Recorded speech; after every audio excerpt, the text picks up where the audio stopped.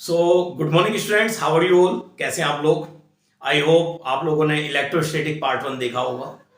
Electrostatic part one के अंदर बच्चों हमने चार्जेस के बारे में डिस्कस किया था। ठीक है, अब चार्जेस के बारे में कैसे डिस्कस करा था? There are two types of charges, negative charge, positive charges, है ना, static charge, dynamic charges. Q equals to N E N, Q is equal to I T, right. उसकी हमने यूनिट्स के बारे में बात करी थी बच्चों, एसआई यूनिट की बात करी थी, सीजीएस यूनिट की बात करी थी और लार्जेस्ट यूनिट की बात करी थी। और कुछ मैंने टेक्निक बताई थी कि क्या इतना चार्ज पॉसिबल है किसी कंडक्टर को देना, तो उसकी एक टेक्निक भी हमने डिस्कस करी थी। तो जिन बच्चों ने इलेक्ट्रोस्टैटिक पार्ट वन नहीं देखा है वो यूट्यूब पर देख सकते हैं, फिजिक्स दीवाने इलेक्ट्रोस्टैटिक 01। ठीक है, तो आज हम इलेक्ट्रोस्टैटिक 02 स्टार्ट कर रहे हैं। और अगर सिलेबस के अकॉर्डिंग देखें तो 12th के अंदर आपका इलेक्ट्रिक चार्जेज एंड फील्ड जो चैप्टर नंबर 1 है, उसके अंदर जो सेकंड टॉपिक है वो कूलम्स लॉ है। तो कूलम्स लॉ बड़ा ही फंडामेंटल और बेसिक लॉ है बच्चों, और बहुत ज्यादा इंपॉर्टेंट लॉ है। एक क्वेश्चन इसके ऊपर कूलम्स लॉ के ऊपर लगता ही है। अगर मैं पहले की बात करूं तो कूलम्स लॉ इतना इंपॉर्टेंट था कि इसका स्टेटमेंट, इसका थोड़ा सा डेरिवेशन भी इंपॉर्टेंट रहता था एग्जामिनेशन के पॉइंट ऑफ व्यू से। 12th की बात कर रहा हूं मैं, ठीक है ना।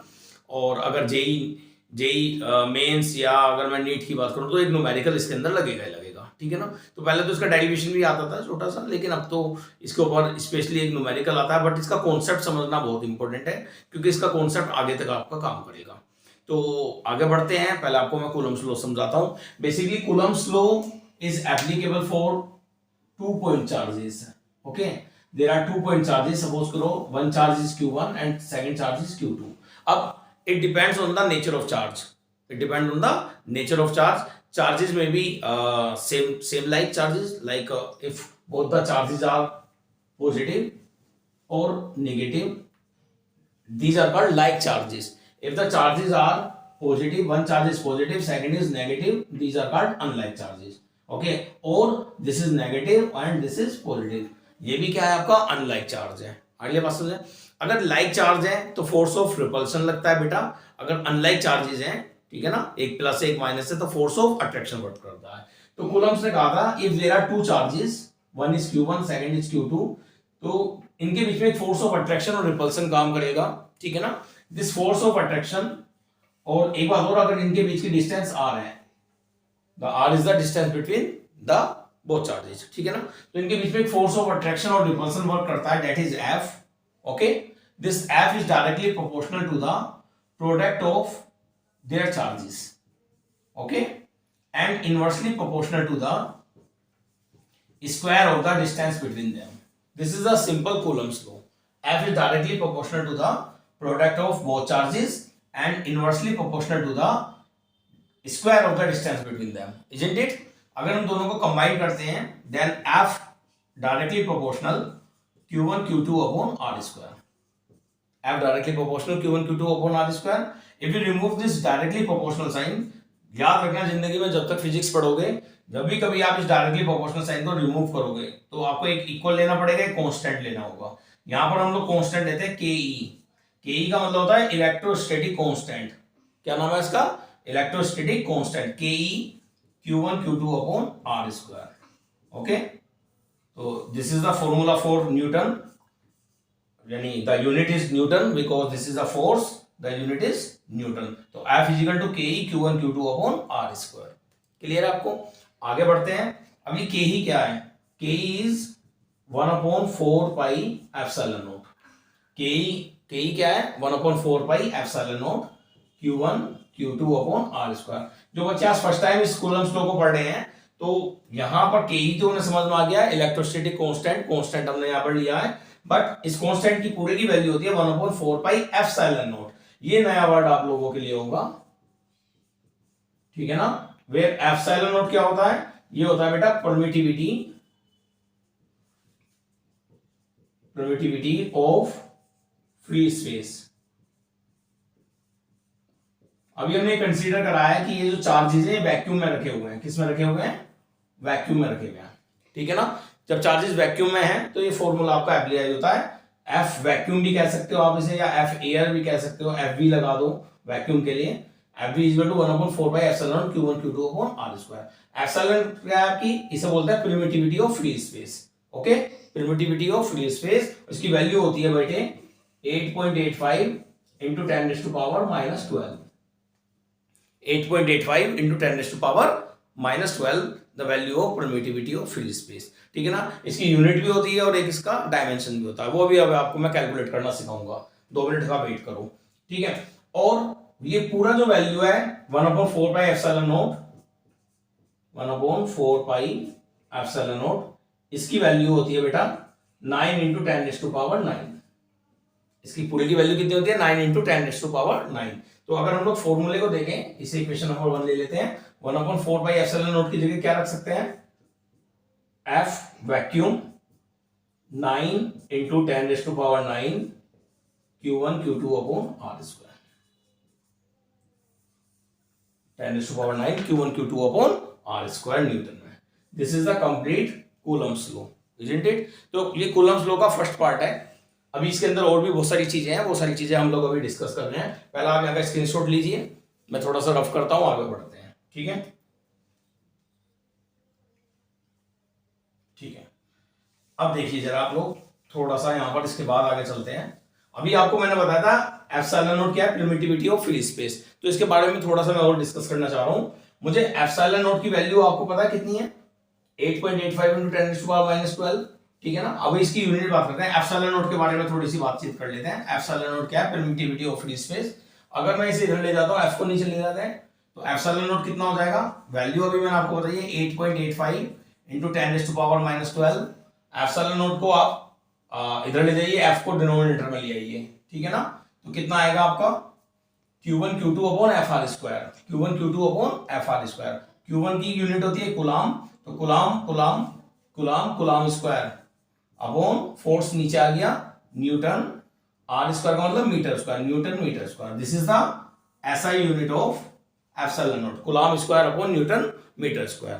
क्लियर हो गई बात, आगे बढ़ते हैं। अगर इसकी डायमेंशन की बात करें, कुलाम की डायमेंशन क्या होती है, कल बताया था आपको मैंने, 0-1 वाली यूनिट में बताया था। कुलाम होता है Q = IT, समझ लीजिए दोबारा से, Q = IT होता है, I का एम्पियर, A टाइम का T AT। तो Q की कितनी हो गई, कुलाम की हो गई आपकी 80। तो यहाँ पे आप लोग रखिए A square T square, dimension find कर रहे हैं। न्यूटन की कितनी होती है बेटा, ml T-2। मीटर कितना है आपका, L स्क्वायर, मीटर कितना है आपका L स्क्वायर। ठीक है, तो जरा ये वाला तो रिमूव कर देते हैं, ये तो मैंने आपको 80 सिखाया कि 80 कैसा आता है। अब जरा इसे सोल्व करिए आप, m ऊपर जाएगा, m-1। देखो जिसका कोई नहीं उसका भगवान होता है, पता है ना, जिसका कोई नहीं उसका भगवान होता है, और m के ऊपर कोई नहीं है तो भगवान है, भगवान एक है, ऊपर वाला एक है। तो यहाँ पर m की पावर 1 है और l की पावर यहाँ पर भी कितनी 1 है। तो जब m ऊपर ले जाएंगे m-1 होगा, l 1 है और l यहाँ पर 2 है, तो l क्यूब हो गया, नीचे ऊपर ले जाकर l-3 हो जाएगा। डिनोमिनेटर में l क्यूब है, नोमिनेटर में ले जाएंगे तो l-3 हो जाएगा। यहाँ पर t स्क्वायर है, a स्क्वायर भी लिख लेते हैं, चलो a स्क्वायर, यहाँ t स्क्वायर प्लस का है, यहाँ t स्क्वायर किसका है, माइनस का है। ये वाला t स्क्वायर माइनस जाएगा, ऊपर जाएगा, प्लस हो जाएगा, t की पावर 4 हो जाएगा। तो डायमेंशन ऑफ एप्सिलॉन नॉट कितना हो गया, m-1 l-3। चेक कर लो एक बार, a स्क्वायर t की पावर 4। ठीक है ना, this is the dimension of epsilon naught. तो आई होप आपको यहाँ पर क्लियर हो गया होगा, 8.85 × 10⁻12। ठीक है ना, coulomb square upon newton metre square, and this is the dimension. ठीक है, स्क्रीनशॉट ले लीजिए, आगे बढ़ते हैं। ठीक है, आगे चलिए, टाइम वेस्ट नहीं करना, जल्दी जल्दी आगे बढ़ते रहिए, पढ़ते रहिए, समझते रहिए। ठीक है, तो अभी ये जो कंडीशन आई है हमारी, इक्वेशन नंबर 1 अगर यहां पर देखें हम लोग, आप वैक्यूम के लिए आई है। ठीक है ना, अब यहां पर एक कंडीशन लगाते हैं कि अगर ये चार्जेस किसी मीडियम में रखे हुए हैं, if the charges are in medium, मान लो किसी भी मीडियम में, वाटर में रखे हुए हैं या किसी गिलास में रखे हुए हैं, किसी में भी एक मीडियम आ गया यहाँ पर। ठीक है ना, charges are placed in a medium. जब मीडियम की अगर हम बात करेंगे तो एफ मीडियम निकालते हैं बेटा, क्या निकालते हैं, एफ मीडियम। ठीक है, तो एफ मीडियम कितना आएगा, 1/4 पाई एप्सिलॉन नॉट रिप्लेस हो जाएगा एप्सिलॉन में, एप्सिलॉन नॉट रिप्लेस हो जाएगा एप्सिलॉन में। तो यहां पर कितना आ जाएगा, 1/4 pi epsilon Q1 Q2 upon R square. ठीक है ना, Q1 Q2 upon R square. तो अभी एप्सिलॉन क्या है, जैसे epsilon not permittivity of free space थी, तो यहां पर एप्सिलॉन है परमिटिविटी ऑफ मीडियम। ठीक है ना, तो epsilon is equal to permittivity of medium, जो भी मीडियम दिया है। ठीक है ना, उसकी ये परमिटिविटी है। ठीक है, तो ये वाला फॉर्मूला किसके लिए बन गया आपका, परमिटिविटी ऑफ मीडियम के लिए, यानी कहने का मतलब अगर चार्जेस किसी मीडियम में रखे हैं तो F medium is equal to 1/4 pi epsilon Q1 Q2 upon R square. Clear है बच्चों, बिल्कुल क्लियर है। अब अगर हम लोग देखें इसे इक्वेशन नंबर 2 ले लेते हैं, ठीक है। तो यहां पर अगर हम लोग क्या करें, थोड़ा सा कंपैरिजन करें, यहां पर एक टर्म मैं ऐड करना चाह रहा हूं एफ मीडियम, ठीक है, यानी अगर मैं एफ एयर की बात, एफ वैक्यूम की बात करूं, वैक्यूम ऑब्लिक एयर ए की बात है, ठीक है ना। तो इसका दूसरा पॉइंट कैसे है वो भी समझ लीजिए, एफ वैक्यूम या F air is equal to 1/4 pi epsilon naught, यहां एक के और लग जाता है, क्या लग जाता है, के Q1 Q2 upon R square, ठीक है ना। ये डिफरेंट टाइप से समझा रहा हूं। इस वाली इक्वेशन में अगर आपको मीडियम के लिए निकालना है तो एप्सिलॉन नॉट के साथ क्या लग जाएगा बेटा, के लग जाएगा, ठीक है ना। क्लियर है आपको, एप्सिलॉन नॉट के, एप्सिलॉन नॉट के Q1 Q2 upon R square. ये जो के है उस वाले के से डिफरेंट है, पहले वो के ही था इलेक्ट्रोस्टैटिक कांस्टेंट, ये जो के है आपका, के क्या है, वेयर के इज डाइलेक्ट्रिक कांस्टेंट, ठीक है ना। के कितना है आपका, डाइलेक्ट्रिक कांस्टेंट है बेटा, ठीक है। इसके बारे में आगे बताते हैं क्या होता है। अब देखो अगर देखा जाए तो एप्सिलॉन नॉट के को हमने रिप्लेस किससे करा है, एप्सिलॉन से रिप्लेस करा है। तो अगर हम लोग देखें तो epsilon is equal to epsilon naught K, relation क्या आया, epsilon is equal to epsilon naught K. So यहां से के कितना आएगा बताइए, एप्सिलॉन अपॉन एप्सिलॉन नॉट। तो dielectric constant is the ratio of permittivity of medium and permittivity of free space, it is the ratio of permittivity of medium and permittivity of free space, permittivity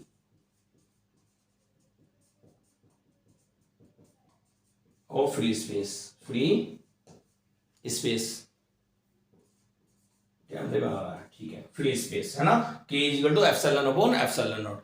और मजे की बात यह है इसका एक और नाम है वो मैं बता देता हूं, that is called epsilon R, ठीक है ना। इसे एप्सिलॉन आर भी कहते हैं। एप्सिलॉन आर का मतलब होता है रिलेटिव परमिटिविटी, ठीक है ना। Relative permittivity is the ratio of epsilon upon epsilon not. इसे आप रिलेटिव परमिटिविटी भी कह सकते हैं, यहां लिख देता हूं मैं, रिलेटिव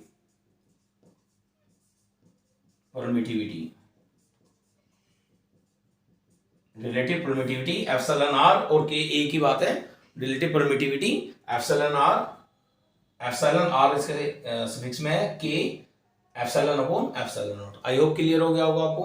तो एप्सिलॉन क्या है, परमिटिविटी ऑफ मीडियम, ये कुछ ग्रेटर वैल्यू होती है क्योंकि के की वैल्यू सभी डाइलेक्ट्रिक्स के लिए ग्रेटर देन 1 होती है, ठीक है ना।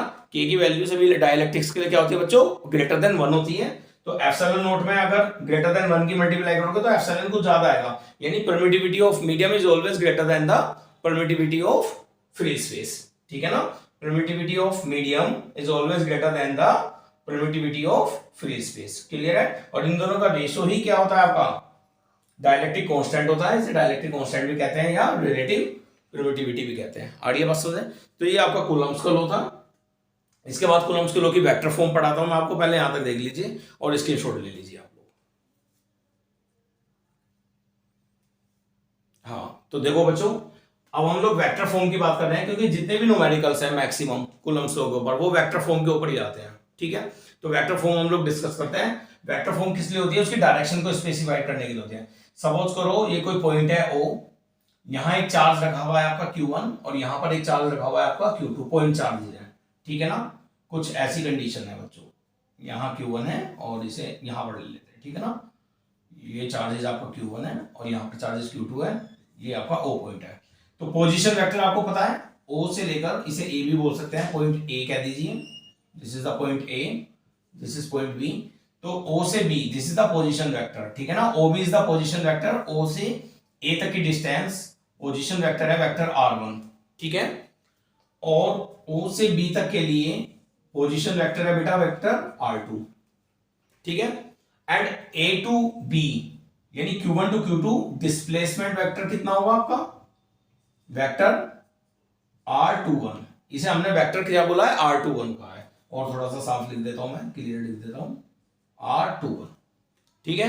तो we have to calculate R21, ये डिस्प्लेसमेंट वेक्टर है, this is the displacement vector, this is position, these two are position vector, those are telling the position of q1 and q2, these are the position vector, r1 and r2 are the position vector and r21 vector, r21 is the displacement vector। Clear है बात को।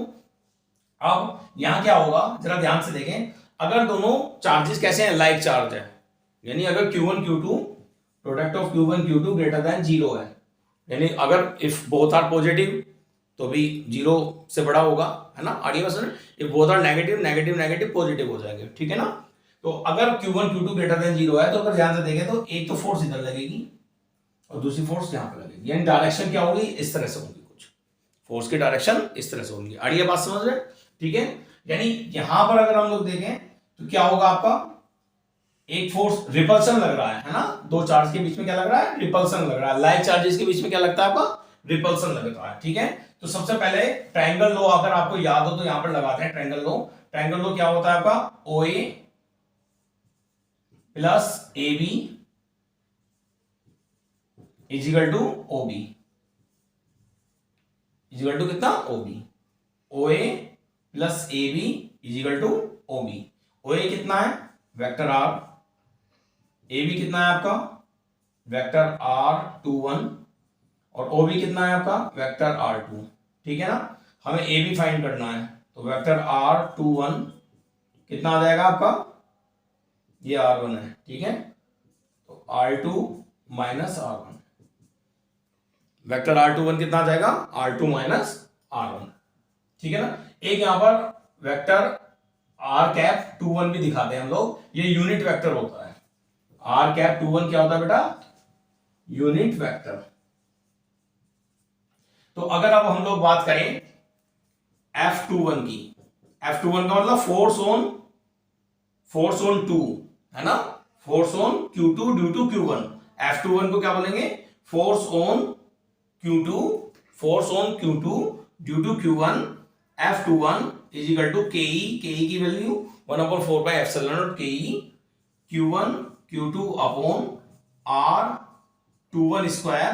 देखो यहां पे 21 है तो यहां पे कितना आएगा, 21 स्क्वायर, और यहां कितना आ जाएगा, R cap 21, R cap 21, this is the vector form.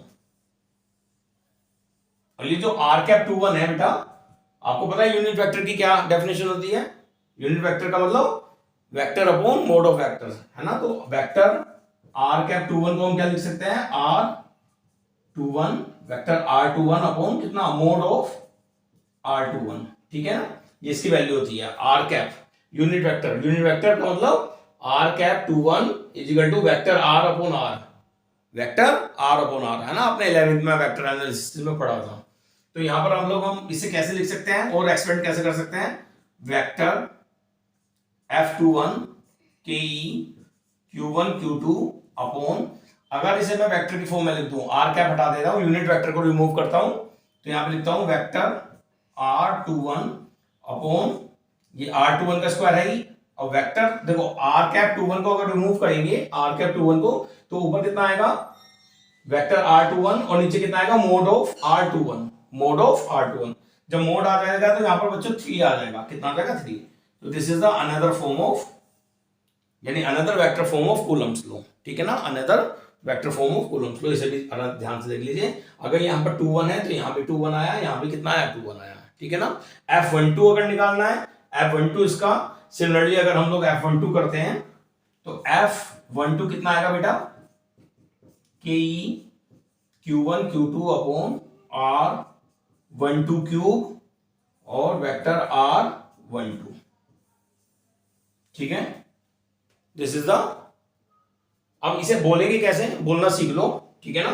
F21 का मतलब क्या है, फोर्स ऑन किस पर, force on Q2 due to Q1, force on Q2 due to Q1, force on Q1 due to Q2, ठीक है ना। आगे बात सुने, ये आपका वेक्टर फॉर्म था, ये क्या था आपका वेक्टर फॉर्म था। अगर दोनों कैसे हैं, लाइक चार्ज हैं, दोनों प्लस हैं, तो फोर्स कैसे लगेंगी, आउटवर्ड लगेंगी। अगर अनलाइक चार्ज हैं, अनलाइक चार्ज का डायग्राम देख लो, सपोज करो यहाँ प्लस है और यहाँ माइनस है, तो ये जो फोर्स का जो डायरेक्शन दिखाया मैंने, ये इधर से हट जाएगा, ये इस तरफ होगा, और इधर का भी डायरेक्शन जो आउटवर्ड दिखाया, ये भी क्या हो जाएगा बच्चों, इनवर्ड हो जाएगा। आ रही है बात समझे, ठीक है ना। अनलाइक चार्जेस पे फोर्स ऑफ अट्रैक्शन लगेगा और लाइक चार्ज पे फोर्स ऑफ क्या लगेगा आपका, रिपल्शन लगेगा। क्लियर हो रही है बात को।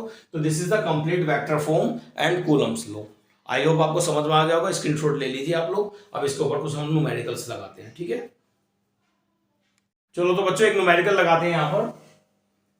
To charges of 5 milli coulomb are placed at 1,1 and 4,5 metre distance respectively, find the force acting on both the charges. ठीक है ना। There are two charges, one is Q1, second is Q2, और उनका जो डिस्प्लेसमेंट है, distance है, वो कहां पर रखे हुए हैं, उनका पोजीशंस है 1,1 and 4,5। 1,1 का मतलब x1 y1 और 4,5 का मतलब हो गया आपका x2 y2। क्लियर हो गई बात को।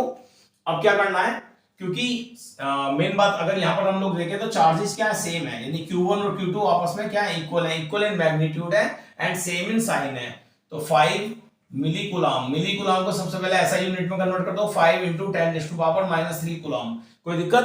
तो Q1 Q2 कितना आ गया आपका, 5 × 10⁻³ कूलम। अब यहाँ पर F21 अगर हमें कैलकुलेट करना है तो वेक्टर F21 अभी जस्ट मैंने आपको फॉर्मूला बताया था, 9 × 10⁻⁹ Q1 Q2 अपॉन R21 की क्यूब, ये मॉडुलस है इसका, ठीक है ना। और यहाँ पर कितना है वेक्टर R21, ठीक है। तो कैलकुलेट करते हैं, कैसे करेंगे, 9 × 10⁻⁹, Q1 की वैल्यू रखिए बेटा 5 × 10⁻⁻3, 5 × 10⁻⁻3, ठीक है ना। Q1 Q2 की जगह 5 × 10⁻⁻3, 5 × 10⁻⁻3। और वेक्टर R21 कैसे निकालेंगे, वेक्टर R21 कैसे निकालेंगे हम लोग, x2 - x1 i cap, y2 - y1 j cap, यानी x2 - x1 का मतलब 4 - 1, 4 - 1 का मतलब 3, ठीक है। मैं डायरेक्ट लिख देता हूं 3 i cap plus y2 - y1 5 - 1 यानी 4 j कैप। ये तो आपका निकल आया वेक्टर R21, क्योंकि ये वेक्टर है इसलिए ये i और j की फॉर्म में होगा, ठीक है। नीचे डिनोमिनेटर में क्या है, इसका मॉडुलस निकालना है, इसका मॉडुलस निकालना है। तो इसका मॉडुलस क्या होगा, अंडरूट i के कंपोनेंट का स्क्वायर प्लस j के कंपोनेंट का स्क्वायर, ठीक है ना। तो ये हो जाएगा √3² प्लस 4² का क्यूब, राइट। आगे बढ़ते हैं, तो ये हो गया आपका 9 × 10⁻⁹। अभी देखो 10⁻³ -3 हो जाएगा, -6 प्लस का 9 है, यहाँ कितना बचेगा 10⁻3, ठीक है ना, × 5 और 3 i cap plus 4 j cap. थोड़ा डिफरेंट क्वेश्चन है, एनसीईआरटी में नहीं मिलेगा आपको ये वाला क्वेश्चन कहीं भी, ठीक है। और ये कितना हो जाएगा 25, यानी 9 + 16 25 का √5, 5 का क्यूब, 5 के क्यूब का मतलब 3 × 5। इजी करने के लिए मैंने 3 टाइम्स लिख दिया, 2 5 से 2 5 कैंसिल हो गए, ठीक है ना। और ये कितना हो जाता है आपका 9 1 2 3, ठीक है ना। 3 0 यहां पर आ जाएंगी, 5 से डिवाइड करेंगे और 3 i cap plus 4 j cap. कोई दिक्कत। तो ये हमारा आ गया। अच्छा यहां पर तो विजिबल नहीं है, थोड़ा सा ऊपर की तरफ लिख देता हूं, 1 मिनट रुकिए, यहां तक तो विजिबल है, ठीक है ना। इसके बाद यहां लिख देते हैं हम लोग, ठीक है। तो देखिए जरा यहां पे देखते हैं, तो ये हो गया आपका 9,000/5 3 i cap plus 4 j cap, ठीक है बच्चों। ये फोर्स F21 निकल रहा है, ठीक है ना। तो F21 वेक्टर F21 कितना आ जाएगा, 5 से इसे कटो तो 18 जा, है ना, 5 18 जा 90, तो 1800 3 i cap plus 4 j cap, ठीक है ना। आईआईटी में आया हुआ क्वेश्चन है ये, आपका जेईई मेंस के अंदर आया हुआ क्वेश्चन है, ठीक है ना, न्यूटन में, किसमें आपका न्यूटन में। सिमिलरली F12 निकालना है, तो केवल यहां पर क्या हो जाएगा, सेम सारी चीजें हैं, केवल डायरेक्शन चेंज हो जाएगी, माइनस का आ जाएगा, माइनस का 1800 3 i cap plus 4 j cap Newton में। तो आई होप समझ में आया होगा ये वाला क्वेश्चन। कैसा लगा आपको, बड़ा इजी क्वेश्चन था, एक बार दोबारा समझ लीजिए। दो चार्जेस दे रखे हैं Q1 Q2 और सेम मैग्नीट्यूड के 5 मिली कूलम है, ठीक है ना। Are placed at a distance 1,1 and 4,5 metre respectively, find the force acting between them, both the charges के बीच में जो भी फोर्स लगी है वो हमें कैलकुलेट करनी है, ठीक है ना। तो यहाँ पे Q1 Q2 ले लेते हैं, 5 मिली कूलम, मिली को 10⁻³ कूलम में कन्वर्ट कर दिया, फोर्स का फॉर्मूला लगा है 9 × 10⁻⁹ Q1 Q2 upon r21 cube vector r21, ठीक है ना, सारी वैल्यूज रख दी, वेक्टर r21 और r21 क्यूब ये दोनों आपको फाइंड करना आना चाहिए इस क्वेश्चन के अंदर। ये सिंपल क्वेश्चन नहीं है बुक्स के अंदर जैसे एनसीईआरटी में सिंपल क्वेश्चन है, इस तरह का नहीं है, थोड़ा सा कॉम्प्लिकेटेड था। तो वेक्टर r21 हमने निकाला, कैसे निकाला, x2 minus x1 i cap, y2 minus y1 j cap, right. और इसका मैग्नीट्यूड अगर निकालना है तो आपको पता है अंडर आई का जो कंपोनेंट है उसका स्क्वायर और जे का कंपोनेंट है उसका स्क्वायर करेंगे। एक क्वेश्चन इस तरह का हो रहा है जिसके अंदर 3 कंपोनेंट आ जाते हैं, एक्स वाई जेड आ जाता है, ठीक है ना, तो वो वाला भी आप लोग अब इजीली कर लेंगे। यहाँ पर बस जे कैप और आ जाएगा, आई जे और के कैप और हो जाएगा आपका, ठीक है। इसे कैलकुलेट कर लिया, कैलकुलेट करने के बाद 1800 आ गया आपका 3 I cap plus 4 J cap. और अगर F12 निकालना है तो वो कितना आ जाएगा आपका, माइनस का 1800 3 I cap plus 4 J cap newton. I hope आपको समझ में आया होगा, अच्छा लगा होगा न्यूमेरिकल। और न्यूमेरिकल के सीरीज के लिए आगे देखते रहिए वीडियो इलेक्ट्रोस्टैटिक 03। कल दोबारा से मैं एक और वीडियो बनाकर लोड करूंगा, ठीक है। Thank you class, thank you बच्चों वेरी मच।